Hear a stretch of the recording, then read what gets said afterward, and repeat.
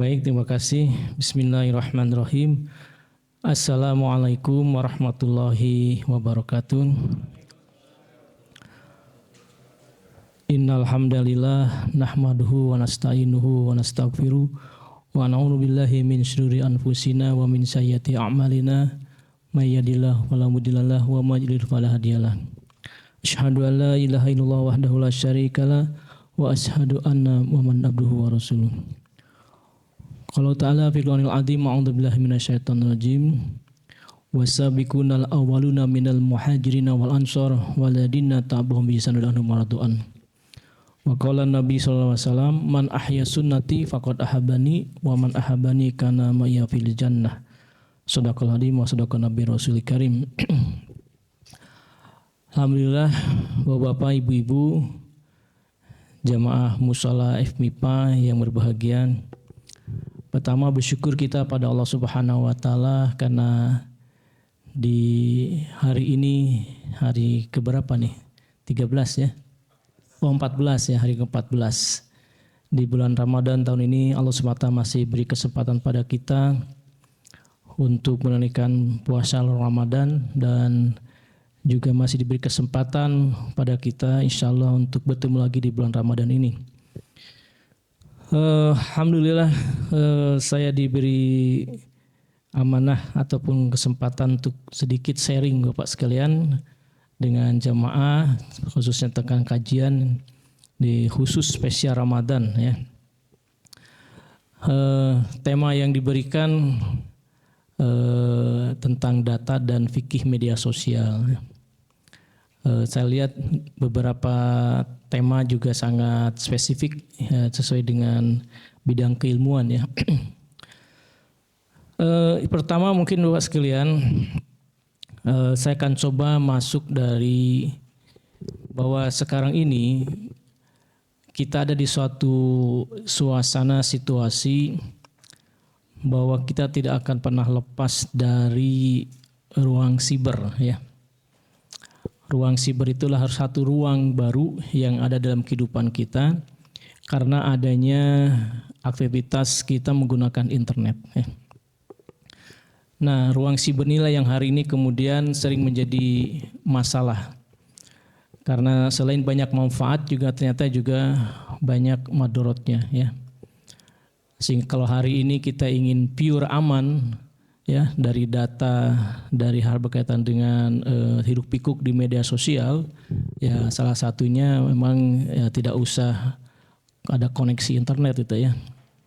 Tidak usah bermain media sosial gitu ya. Karena selama kita masih ada koneksi internet dan bermain media sosial, maka kita dihadapkan dengan antara bagaimana sebuah fakta menjadi data, data menjadi informasi, informasi menjadi knowledge, knowledge menjadi wisdom ya. Nah, itulah urutan-urutannya. Nah, sebenarnya kalau kita lihat perkembangan sejarah manusia, peradaban manusia sejak dahulu sampai dengan sekarang, informasi atau berita itu adalah hal yang tidak akan lepas dari peradaban manusia. Ya, dari satu generasi-generasi lain, berita itu sama maknanya, sama hakikatnya, tapi berbeda medianya. Ya. Sekarang kita ada di zaman di mana internet dengan handphone, smartphone itu menjadi satu medianya. Kalau zaman dahulu mungkin tidak ada media tersebut langsung secara fisik ya, dari mulut ke mulut, dari satu tulisan ke tulisan yang lain. Itu maka kita coba telaah ya kisah-kisah di zaman dahulu yang bisa jadi pelajaran pada kita hari ini. Bahwa hakikatnya manusia itu sama ya. Termasuk juga setiap manusia zamannya berbeda, lingkungannya berbeda, tetapi tujuan masalah manusia itu adalah sama. Contohnya Pak sekalian, salah satu problem dasar manusia sejak zaman dulu sampai dengan sekarang itulah masalah keyakinan, masalah imaniat. Ya. Itulah maka dari nabi ke nabi ada sekian banyak nabi yang diturunkan ke muka bumi ini, misinya adalah sama, membawa satu kalimat yang sama, yaitu apa? Kalimat tauhid, kalimat iman. Ya ayuhanas qulu la ilaha illallah tuflihun. Wahai manusia, ucapkanlah la ilaha illallah, pasti kalian akan berjaya, ya. Ini pesan yang dibawa oleh setiap nabi, ya. Nabi berganti, zaman berganti, tetapi kalimat yang dibawa oleh setiap nabi itu adalah sama. Itu kalimat iman, kalimat tauhid. Kenapa? Karena masalah manusia itu adalah sama. Ya, masalah manusia itu ada tentang keyakinan yang benar, bahwa kalau manusia ini betul yakinnya, betul iman niatnya, maka Allah SWT berjanji, barang siapa yang imannya betul akan berdampak kepada amal, dan dengan iman dan amal yang betul itulah akan menjadi jaminan dari Allah SWT kebahagiaan dunia dan akhirat. Sehingga masalah yang dihadapi manusia yang paling dasar itulah masalah kesyirikan, ya. Kesyirikan. Jadi dari dulu sampai dengan sekarang itu sama masalahnya. Hanya sekarang berbeda wujud fungsinya. Sebagai contoh sekalian, di zaman baginda Rasulullah awal mendakwahkan agama, di dalam Ka'bah itu ada 360 patung dan berhala. Ka'bah, Baitullah, yang menjadi bangunan warisan Nabi Ibrahim alaihissalam, itu adalah tempat suci, tapi di tempat itu ada 360 patung dan berhala, ya. Jadi masalahnya yang pertama kali bersihkan oleh baginda Rasulullah adalah bagaimana mengubah yakinnya. Bagaimana yakin kepada Allah Subhanahu wa taala, tidak yakin kepada selain Allah Subhanahu wa taala, gitu, ya. Dan hari ini dulu nampak yang namanya benda-benda tempat kesyirikan itu nampak dalam bentuk patung, ya. Nah, sekarang lebih dahsyat lagi, bendanya enggak ada. Tetapi wujud-wujud keyakinan kepada selain Allah SWT sekarang nampak itu adalah di dalam keyakinan hati kita. Sehingga tidak nampak secara langsung, ya. Kalau dulu orang menyembah Lata, Uzza dan segala patung-patung lain itu nampak. Tapi sekarang di zaman ini kita mungkin tidak menyembah patung, tidak menyembah berhala, tetapi sekarang wujud daripada patung berhala itu secara semu ada di dalam hati kita. Yakin yang berbeda, yakin yang sama kepada benda, tetapi tidak wujud kepada benda itu sendiri, ya. Sehingga masalah manusia itu adalah sama. Nah, demikian juga sekalian beberapa tamsil kisah-kisah yang bisa kita tarik, ya, ke zaman sekarang juga. Terkait dengan tadi bagaimana data, bagaimana juga bermedia sosial ataupun bermualah, ya. Yang pertama kita bisa ngambil satu kisah tamsil, ya. Dari kisahnya Nabi Yakub dengan Nabi Yusuf alaihissalam, ya. Coba kisah ini apa kira-kira tamsilnya, ya. Nabi Yakub itu punya putra sekian banyak, salah satunya adalah Nabi Yusuf alaihissalam. Dan kemudian Nabi Yusuf alaihissalam itu oleh saudara-saudaranya, yaitu kemudian sedemikian rupa dikabarkan, diberitakan kepada ayahnya ini meninggal, ya, dimakan oleh serigala. Dan sebagai bukti dari cerita kabar yang disampaikan kepada Nabi Yakub ayahnya itu adalah dalam bentuk baju Nabi Yusuf alaihissalam yang dibawa terkoyak dan kemudian dilumuri dengan darah. Nah, kira-kira apa tamsilnya Pak sekian yang bisa kita ambil? Ya, ya, pertama Allah Subhanahu wa taala itu berikan ilmu kepada setiap nabi itu cerdas, ya. Jadi nabi itu diberikan ilmu, ya. Dengan ilmu yang diberikan Allah SWT, Nabi Yakub bisa membedakan itu, ya. Fakta, ya. Walaupun ada fakta, ada namanya itu baju dengan darah, fakta, tetapi bisa dibedakan. Darahnya manusia dengan darahnya hewan itu beda. Strukturnya, bentuknya itu beda. Waktu itu mungkin belum ada mikroskop, belum ada alat-alat canggih, ya. Tapi Allah SWT berikan keilmuan kepada Nabi Yakub untuk bisa membedakan itu. Dan yang kedua ada upaya rekayasa. Jadi orang merekayasa itu sejak dari dulu, ya. Budaya merekayasa itu dari dulu, ya. Merekayasa bukti, merekayasa fakta, ya. Jadi sekarang orang dengan mudah membuat rekayasa, ya. Foto direkayasa, suara direkayasa, kemudian tulisan direkayasa, semua direkayasa, gampang sekarang ini, ya. Bahkan sekarang dengan zaman yang baru sekarang ini ada. Jadi zaman sekarang ini sekalian ada satu fenomena yang kita sendiri menjadi gamang. Jadi kalau dulu sebelum adanya AI, ya, kesempurnaan itu adalah salah satu cita-cita, salah satu bentuk daripada hasil maksimal kerja manusia itu kesempurnaan, ya. Kita membuat objek itu bisa sempurna. Ya, sekarang ini kebalikannya sekalian. Justru kalau kita dapat sesuatu yang sempurna, kita sekarang malah jadi ragu, ya. Benar nggak ini, ya? Kenapa sekarang AI dengan segala algoritma yang ada di dalamnya itu bisa membuat sesuatu jadi sempurna, ya. Tulisan jadi sempurna, gambar jadi sempurna, video jadi sempurna gitu ya, tanpa harus belajar, tanpa harus rekayasa alat-alat yang canggih, dengan mudah gitu ya. Makanya sekarang ini sekalian ketika kita dapatkan berita ya, kita jadi ragu nih, ini benar nggak nih ya? Ya, jadi ketika ada sesuatu dengan cepat, dengan bagus, dengan menarik ya. Coba kalau kita tengok tuh sekarang ini kelihatannya ke depan itu ya, bintang-bintang iklan itu akan berkurang itu pendapatannya ya. Kenapa? Karena kalau satu orang jadi iklan Lux, iklan obat itu ya, dipasang di banner itu bayar aja mahal itu ya.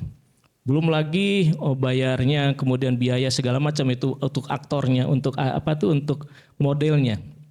Sekarang dengan AI itu orang bisa membuat dengan mudah gambar ya, sama cantiknya, sama mulusnya wajahnya gitu ya, tanpa harus menggunakan model yang asli gitu ya. Jadi lebih murah sekarang ya. Nah, demikian juga dengan yang lain. Maka sekarang ini sekalian kesempurnaan itu jadi sesuatu yang dipertanyakan ya. Nah, maka demikian juga dengan kisah tadi Nabi Yakub dengan kisah dengan kabar berita mengenai kematian putranya Nabi Yusuf dengan fakta yang dibawakan oleh putra yang lain ya, yaitu ada baju dengan darah, baju dengan sobekannya itu, maka yang pertama dibuat itu apa? Dia cermati itu. Betul enggak ini ya? Betul enggak fakta ini ya? Nah, kemudian tidak langsung percaya ya. Dan dengan keilmuan yang dimiliki oleh Nabi Yakub alaihissalam, maka dia yakin bahwa ini mesti ada yang tidak benar, yang tidak beres, ya. Nah, jadi walaupun sekarang kita mungkin di zaman sekarang sangat mudah sekali orang membawa fakta, ya, maka jangan langsung percaya dengan fakta itu, ya. Gunakanlah knowledge kita, kemampuan pemahaman kita. Sekarang kita dapat dengan mudah mencari informasi, gitu ya. Gunakan itu semua untuk mengkonfirmasi, gitu. Itu kisah yang pertama ya, berkaitan dengan hal yang bisa kita ambil tarbiyahnya, pengalamannya, bahwa di zaman dulu juga orang sudah ada kisah merekayasa ya, merekayasa fakta gitu ya. Kemudian kisah yang lain sekian yang mungkin jadi pelajaran ya, coba siapa yang tahu tentang kisahnya Nabi Sulaiman dengan burung hudhud itu ya. Ini kisah yang sering dipakai di zaman media sosial ini ya. Nabi Sulaiman dengan kisah burung hudhud itu. Apa yang kita ambil pelajaran? Ya. Bahwa pertama kita bisa ngambil tamsilnya itu bahwa berita sekecil apapun, sesederhana apapun dibawa oleh siapapun ya, itu jangan langsung ditolak, jangan langsung diterima ya. Burung hudhud itu burung kecil ya. Di antara sekian banyak pasukannya Nabi Sulaiman alaihissalam itu burung itu burung yang kecil. Tapi walaupun demikian dia membawa kabar berita, ya. Dan berita tersebut tidak langsung dibenarkan, tidak langsung ditolak, ya. Nah, jadi siapapun yang membawa berita itu tidak langsung dibenarkan, tidak langsung ditolak, tapi dikonfirmasi, ya. Maka dalam kisah tersebut ada kaidah, yaitu bagaimana kalau kita dapatkan berita itu diverifikasi ya, diverifikasi, dikonfirmasi kebenarannya. Dalam bahasa sederhananya itu adalah tabayun ya. Jadi ketika dapat berita apapun berita itu, maka kalau kita ngambil kisah pelajaran daripada laporan burung hudhud bahwa ada satu negeri Sabah, di sana ada seorang putri raja dan dia belum beriman. Ya, maka kemudian berita itu disampaikan kepada Nabi Sulaiman, maka tidak langsung mempercayainya. Ya. Nah, jadi itu kisahnya bahwa kita harus menguji setiap informasi tersebut, apakah itu adalah fakta yang benar ataukah tidak. Ya. Kemudian ada juga kisah lain ya, kisah yang ketiga sekalian, itu adalah kisah tentang bagaimana Umar bin Khattab dengan seorang sahabat lain waktu itu yang tua ya. Jadi ketika Umar bin Khattab sedang ronda tengah malam, maka dia lihat ada satu rumah sedang menyala lampunya, dan kemudian dia ngintip ya. ngintip apa isi rumah tersebut, apa yang terjadi dalam rumah tersebut. Ya. Ternyata apa yang terjadi di rumah tersebut itu adalah bahwa ada orang tua yang dia sedang bersyair, ya, kemudian menyampaikan syair-syair yang yang tentang sesuatu yang mungkin kurang pantas begitu ya. Nah kemudian ditegurlah si orang tua tersebut ya. Kemudian orang tua tersebut menegur balik Umar ya, bahwa engkau melihat aku satu kesalahan tapi engkau telah membuat 3 kesalahan katanya ya. Yang pertama apa? Dia tidak masuk dari pintu rumah ya. Dia dia ngintip. Yang kedua dia ngintip ya. Jadi tidak melalui pintu depan, kemudian dia mengintip dan dia kemudian melihat keaibnya daripada si orang tua tersebut ya.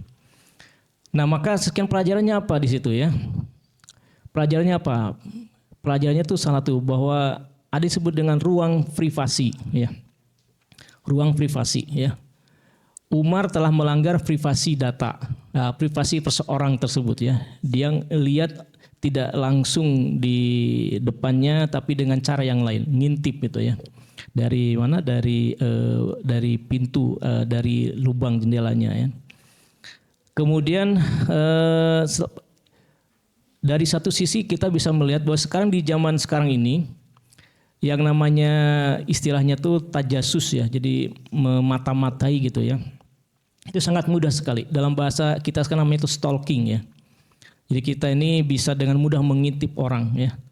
Lewat apa? Lewat akun media sosial, lewat foto yang dipublish, yang diposting, lewat check-in-nya, lewat postingan-postingannya, dan segala macam. Jadi sekarang di era sekarang, zaman sekarang ini kita lebih mudah lagi melakukan aktivitas tersebut dibandingkan dengan apa yang dibuat oleh Umar bin Khattab radhiyallahu anhu itu ya. Jadi kalau Umar dulu secara fisik langsung ngelihat rumahnya naik, kemudian dia melihat ya. Kalau sekarang kita ini cukup dengan gadget yang kita miliki, kita bisa melakukan hal tersebut ya. Sehingga kita harus berhati-hati ya, bahwa kadang-kadang sesuatu yang sederhana tapi di balik itu ternyata ada kaidah-kaidah yang tidak sesuai, dilarang ya. Dalam hal ini tadi misalkan saja kita masuk ke ranah privasi. Yang disebut dengan privasi itu apa? Sekarang eranya privasi. Jadi kita harus berhati-hati di sekarang ini, setiap apa yang kita kerjakan kadang-kadang salah satu bentengnya ataupun salah satu batas pagar itu adalah melanggar privasi ya. Nah, harus kita tahu apa yang disebut dengan privasi. Privasi itu adalah sesuatu yang kita bolehkan untuk diketahui sesuai dengan batas-batasnya. Sama sebagaimana rumah ya. Kalau kita punya rumah, maka siapa yang boleh masuk ke dalam itu tergantung daripada siapa orangnya ya. Kalau orang yang belum kita kenal mungkin kita terima di depan pagar balah ya. Orang yang kita kenal kita bolehkan masuk ke dalam ya. Orang yang lebih kenal lagi, keluarga lagi, orang lebih ke dalam lagi. Kalau keluarga dekat kita bahkan boleh masuk sampai ke dapur, sampai dengan ke kamar-kamar lainnya. Kenapa? Karena kepercayaan. Nah, privasi juga begitu ya. Jadi hari ini hal yang kadang-kadang sering menjadi masalah itu adalah kita masuk ke wilayah privasi orang ya, dalam hal mengenali data ya. Jadi ada nama itu data pribadi ya, dan kemudian kadang-kadang karena kelalaian juga kita tidak memproteksi data tersebut ya. Jadi salah satunya Pak sekalian, kalau salah satu cara keamanan kita dalam menggunakan media sosial itu adalah di setiap akun media sosial kita ini itu mesti ada menu yang terkait dengan privasi ya. Jadi kapan kita boleh atau kapan kita mengizinkan untuk mengakses data kita, melihat profil kita, itu bisa disetting secara mandiri oleh kita. Itu sebenarnya privasi ya.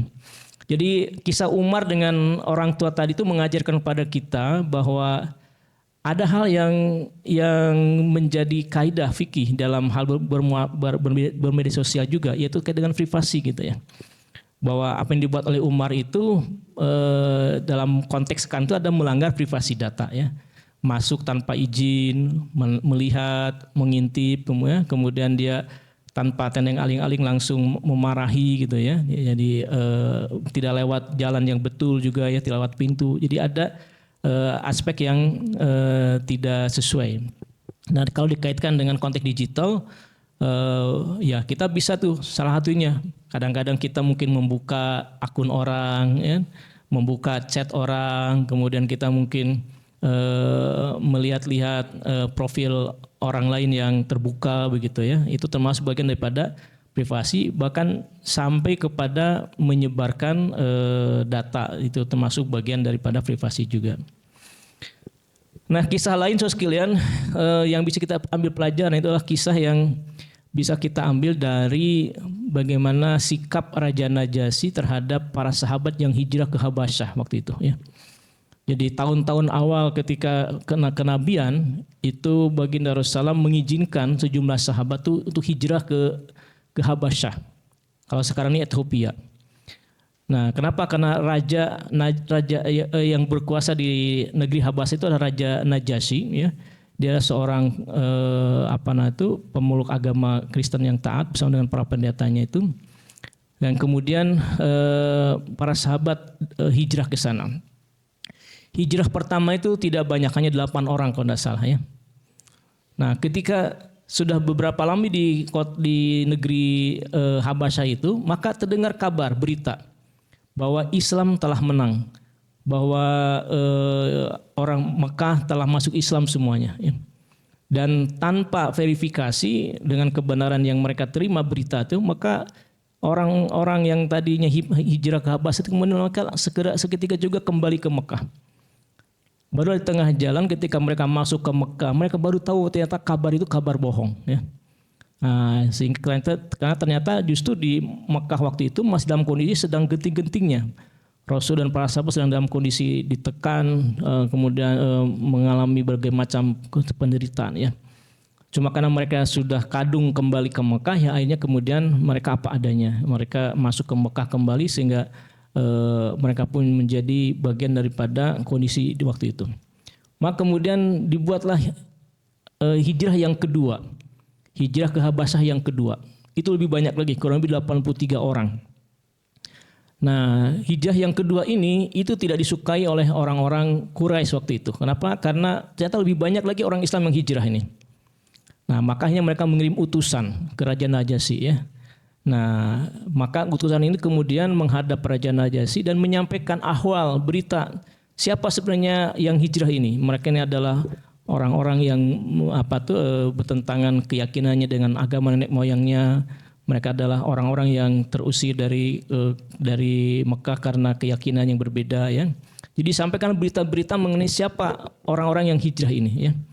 Nah, salah satu sikap keadilannya Raja Najasyi itu yang dipuji juga oleh baginda Rasul itulah dia ini adil.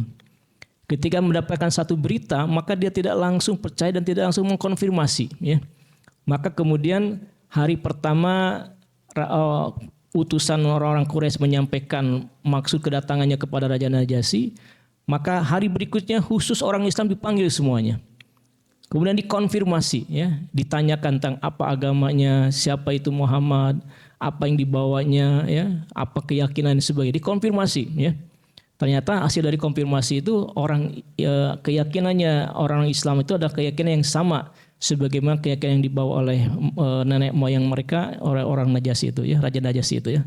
Akhirnya kemudian orang Islam aman, ya. Nah, jadi pelajarannya itu adalah ketika ada berita dari konfirmasi seseorang, kalau kita ada masalah itu, kita harus mengkonfirmasi dua belah pihak, ya.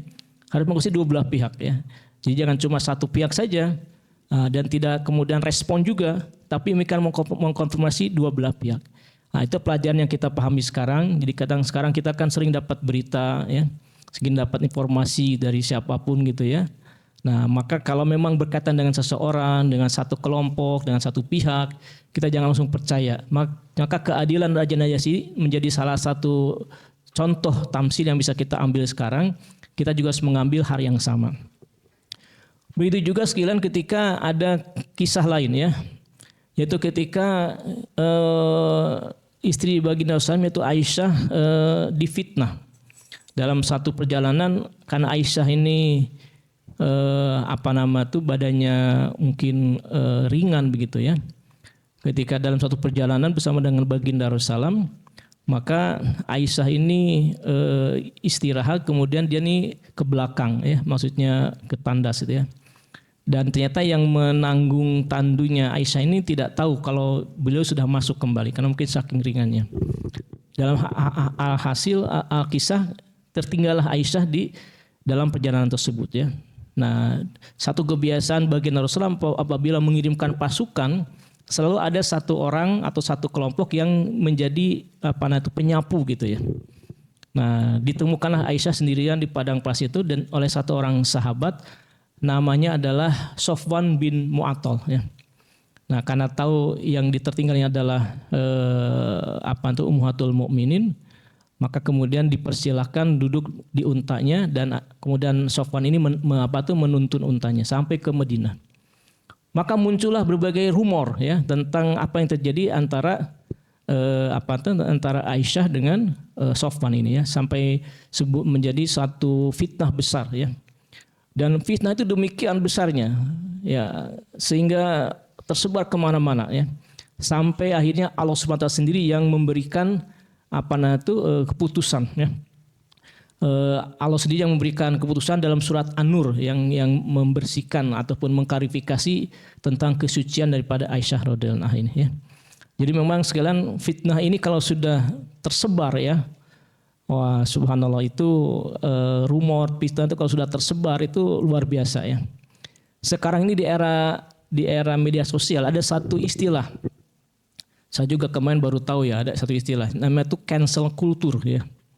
Ya, cancel culture. Jadi apabila ada satu rumor, maka netizen itu sedemikian sedemikian aktifnya itu ya.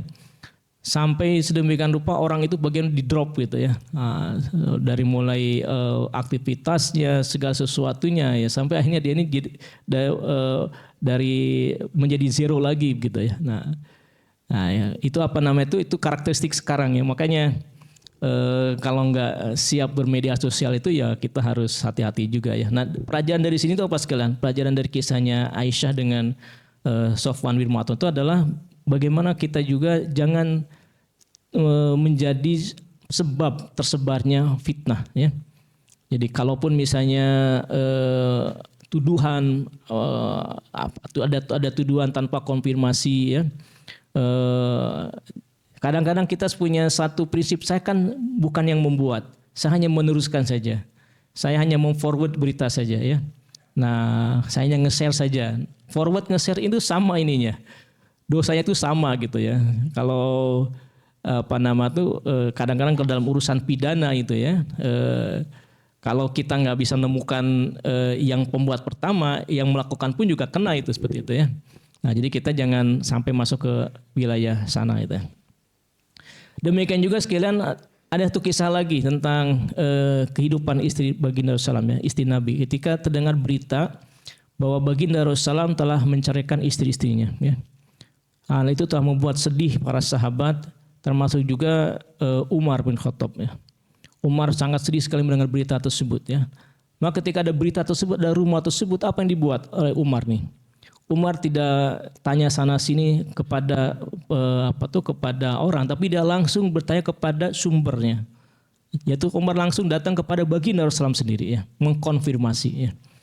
Jadi pelajarannya itu apa? Pelajaran sekarang ini adalah kalau misalnya kita ada rumor apapun terkait dengan si fulan, jangan kita ini katanya gitu ya. Nah, maka kita harus kalau langsung datang kepada sumbernya. Nah, sehingga kita dapat konfirmasi langsung dari sumbernya tersebut ya. Nah, jadi sekalian itulah beberapa hal berkaitan dengan kisah-kisah di zaman dulu ya yang menjadi pelajaran untuk kita. Buat ternyata hal berkaitan dengan berita informasi itu bukan hanya masalah di sekarang saja. Di zaman dulu pun juga punya banyak masalah dan juga menjadi pelajaran untuk kita semuanya. Termasuk hal-hal yang positif maupun negatifnya itu menjadi pelajaran untuk kita semua. Nah, sehingga kalau di zaman sekarang ini kaidah dasarnya itu sekian itu segala sesuatu sekarang ini sangat bergantung pada jempol ya. Nah, jadi jempol kita ini ternyata sekarang ini menjadi menjadi salah satu pintu tuh ya.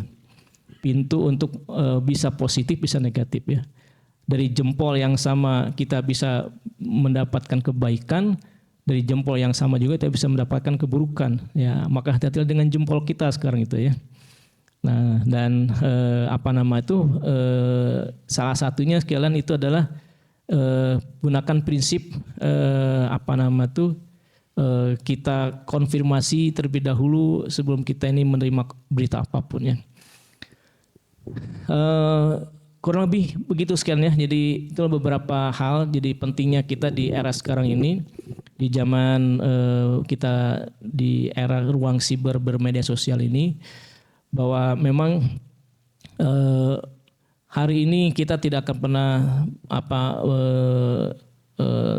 hilang daripada berita ya. Bahkan sekarang ini komoditas paling menarik itu memang berita ya. Kalau kita lihat TV itu ya, TV itu yang sekarang masih eksis itu ya TV berita ya. TV yang film-film itu sekarang sudah mulai hilang tuh ya. Kenapa? Karena orang sudah bergeser ya. Apalagi banyak iklannya kan ya. Kan berita ini masih ada eksis ya. Nah, bahkan hari ini yang kita juga kalau pagi-pagi bangun yang kita cari adalah berita ya kan, berita. Nah, sekarang mungkin berita yang paling ditunggu itu adalah benar nggak ya itu Presiden Israel itu meninggal tuh ya, kan paling ditunggu itu. Benar nggak tuh konfirmasinya? Kalau benar kan syukuran ya kita ya. Nah, kan berita kita cari berita sekarang ini ya. Nah, maka berita ini sekalian sehingga ada satu apa bedanya koran dengan Quran katanya? Apa bedanya koran dengan Quran? News dengan koran itu news ya, dengan Quran.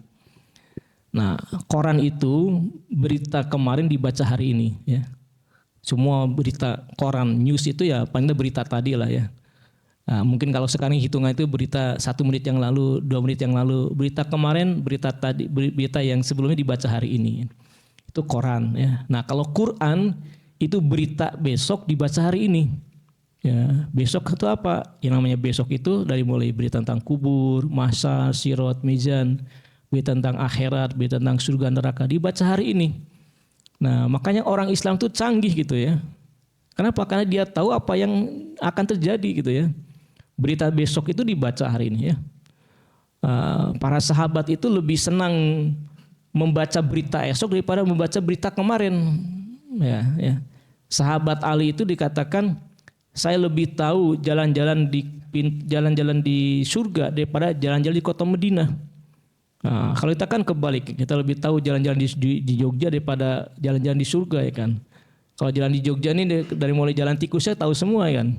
Tapi jalan di surga kadang-kadang kita nggak tahu ya. Surga itu gimana jalannya, pintunya di mana, rumahnya kayak gimana, bangunannya apa, kebunnya kayak apa, kita nggak tahu ya. Nah, kenapa? Karena kita lebih banyak baca berita kemarin daripada baca berita esok ya. Nah, maka Ramadan ini ada bulan Al-Quran ya, salah satunya Pak sekalian, bulannya Al-Quran, hingga kita dianjurkan kalau kita ini paling tidak ya tadi mulai menggeser fokus kita. Karena ada 2 hal yang berbeda antara hari tua dengan masa depan. Ya, hari tua dengan masa depan. Kita sekarang sering mengatakan ini adalah untuk masa depan saya, ini adalah untuk masa depan anak-anak kita ya. Masa depan yang dulu kita bayangkan tuh ya sekarang ini. Sekarang ini masa depan yang dulu kita bayangkan ya. Dan masa depan itu akan ada batasnya itu apa? Tua gitu kan. Dan kalau sudah tua yang meninggal. Tapi yang sebenarnya masa depan sesungguhnya itulah yang namanya kubur, itu masa depan kita ya. Sehingga sering ada istilah rumah masa depan tuh ya kubur itu kan. Masa depan kita ya dan seterusnya. Maka alangkah bagusnya sekian daripada kita ini pusing bingung dengan segala berita-berita ya di sekarang ini. Nah, kadang-kadang kita ini kalau dengan berita dunia ini terombang-ambing juga emosi kita ya kan. Satu orang begini. Ketika ada si fulan jadi sumber berita, kadang-kadang kita emosi juga ya kan. Begitu ya. Nah, jadi daripada kita ini terombang-ambing dengan berbagai macam berita dunia, lebih bagus kita ini yakinkan dengan berita akhirat ya. Berita akhirat itu pasti. Bahkan dikatakan berita akhirat itu lebih pasti daripada terbitnya matahari sebelah timur ya. Matahari itu suatu saat nanti akan terbit di barat ya kan. Walaupun tiap hari sekarang di timur, tapi matahari akan terbit di sebelah barat suatu saat nanti, itu datangnya kiamat. Nah, berita akhirat itu lebih pasti daripada terbitnya matahari di sebelah timur ya. Nah, dan sayangnya hadirin sekalian, untuk berita-berita esok itu yakin kita ini lemah. Kenapa? Memang tidak kelihatan berita akhirat itu ya. Jadi untuk yakin dengan dunia, kuncinya itu satu, bisa melihat, bisa mendengar. Ya, jadi dan apalagi kalau diulang-ulang ya kan, wah itu tambah yakin. Nah, sementara berita akhirat itu nggak bisa kita lihat Pak, ya, nggak bisa kita lihat, nggak bisa kita nggak bisa kita lihat juga faktanya, gambarnya pun nggak ada juga ya. Nah, andai kata ada berita dari ada misalnya ada satu aja berita, entah itu apalah, apalagi kalau ada gambar gitu ya, dari kubur ada orang ngirim gambar gitu, oh kita akan yakin itu ya. Tapi sayangnya nggak ada itu ya, sehingga nggak yakin. Nah yang namanya dunia ini mengapa? Walaupun kita belum pernah ke Amerika, tapi berita Amerika tuh setiap hari kita dengar, fotonya, gambarnya, videonya, cuplikannya, sehingga kita yakin, ya kan? Nah sementara kubur, mahsyar, sirat, mizan itu berita dari Allah semata, berita dari Rasulullah SAW, tapi nggak pernah ada gambar visualnya. Nah makanya dikatakan orang tua kita, alim ulama, yakin dengan dunia ini cukup dengan melihat, tapi yakin dengan akhirat itu harus dengan mengulang-ulang. Maka jangan pernah bosan, siapapun ustadz, ulama, kiai yang menyampaikan berita itu jangan pernah bosan. Jangan sampai ada, oh saya sudah tahu, oh saya sudah ngerti. Selama kita belum yakin, maka kita harus dengar lagi. Dan buktinya kita ini belum yakin itu apa? Buktinya belum yakin itu, kita ini ngamalkannya setengah-setengah, ngamalkannya nggak istiqomah. Itu tanda kita tidak yakin. Ya. Contoh misalkan saja kalau bapak-bapak nih yakin enggak kalau sholat di masjid itu berjamaah itu 27 rakaat? Yakin ya. Tapi diamalkan enggak? Kadang-kadang diamal, kadang-kadang lewat juga ya kan. Nah, artinya kita belum yakin. Kalau sudah yakin itu kita akan sedemikian rupa ya. Sehingga dalam hadis dikatakan kalaulah sampai harus merangkak-rangkak maka orang akan berusaha untuk menegakkannya gitu ya.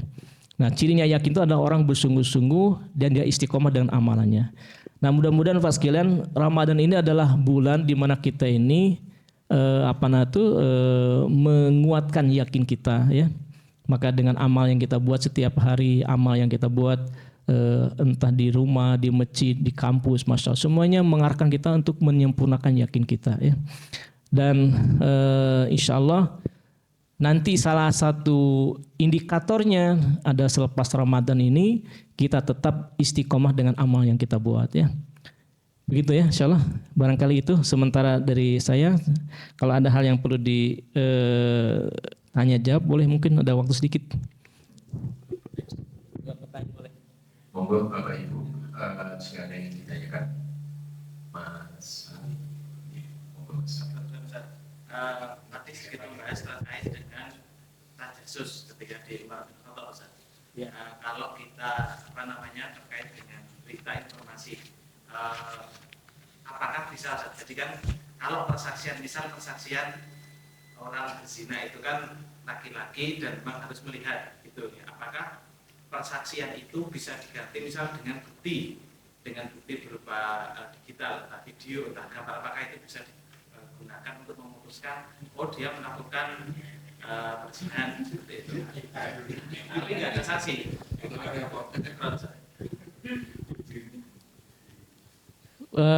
Ada CCTV gitu ya, rekam, gerbek ya.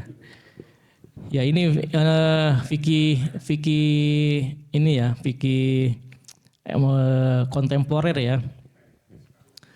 Sekarang mana ada sih orang menggerebek berzina ketahui langsung. Sekarang kan orang bisa menghindar kan. Ya, nah dalam konteks ini memang ya itu nanti barangkali ijtihad daripada alim ulama, orang-orang ahli fikih ya. Bagaimana tadi mewujudkan saksi tadi ya. CCTV itu sekalian sekarang jadi saksi. Jadi dalam konteks digital juga sekarang ini CCTV itu sering disebut sebagai saksi bisu gitu ya. CCTV itu ya. Kenapa? Karena CCTV itu sama sebagaimana ada orang tabrakan, yang ngelihat tabrakan itu orang yang bisu gitu ya. Dia ngelihat tapi dia nggak bisa cerita. Ya dia bisa cerita tapi pakai gerakan-gerakan dan yang bisa menerjemahkannya orang ngerti bahasa bahasa isyarat gitu ya. Nah CCTV itu begitu sekarang itu ya. CCTV itu dia melihat, merekam, kan, tapi nggak bisa menceritakan gitu ya.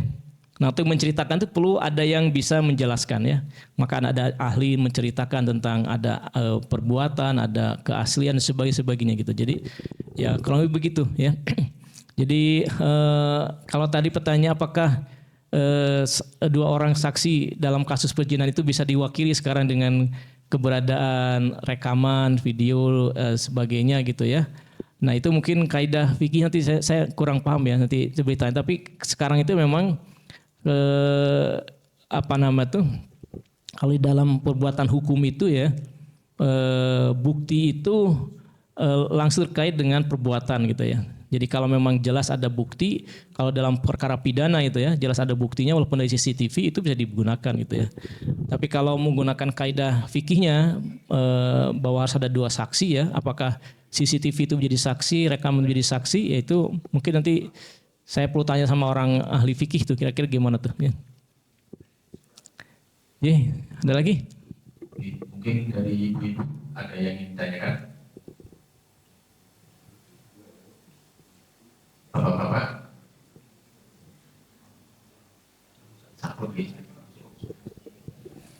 Ya baik, kalau sudah terima kasih waktunya. Mudah-mudahan yang sedikit ini sekalian itu bisa mendapat menjadi sharing pengetahuan kita ya.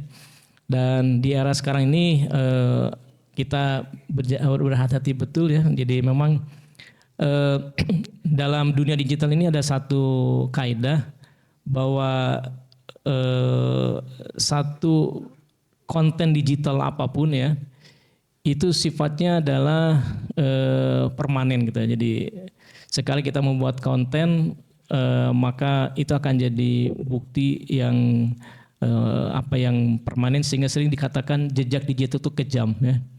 Jejak digital itu kejam. Kadang-kadang orang sudah baik pun juga jejak digitalnya masih ada yang dulunya gitu ya. Nah, maka kita berhati-hati betul dengan dengan jempol kita ya. Kalau kita mau buat konten buatlah konten yang baik. Kalaupun ada konten yang tidak baik jangan diteruskan, cukuplah sampai pada diri kita untuk kita verifikasi lebih lanjut.